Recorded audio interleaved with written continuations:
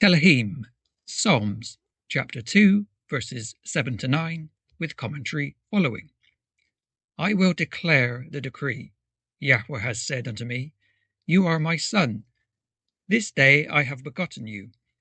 Ask of me, and I shall give you the heathen for your inheritance, and the uttermost parts of the earth for your possession.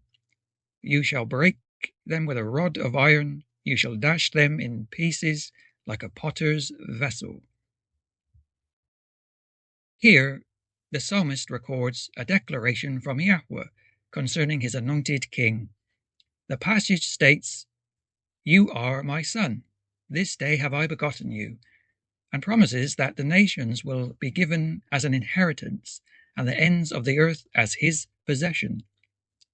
Yahweh, anointed king, is given the earth as an inheritance, and as adopted brothers and sisters of Mashiach, we receive a share in that promise too. Result: personally, I'm claiming the Bahamas, somewhere warm, with white sand and tropical water, purely for reflection and theological study. If anyone else has already claimed it, I'll take a quiet island with shade and good Wi-Fi. Someone else can have the Arctic. If we're inheriting the earth, I'd at least like to see a brochure first.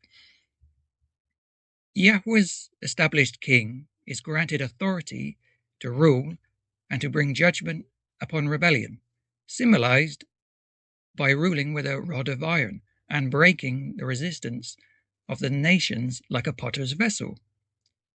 This psalm reveals that the authority of the Anointed One does not come from human power or political strength, but directly from Yahweh himself. In other words, no messing around. I'm not arguing with an iron rod. I'm fragile enough as it is, so obedience seems like the safer option. For believers today, this passage points to the ultimate authority of Yahusha HaMashiach, Yahweh's King.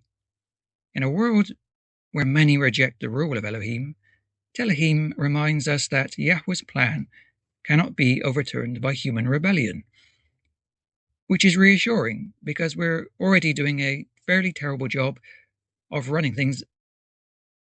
An eternity is a long time to argue over whose turn it is to do the washing up.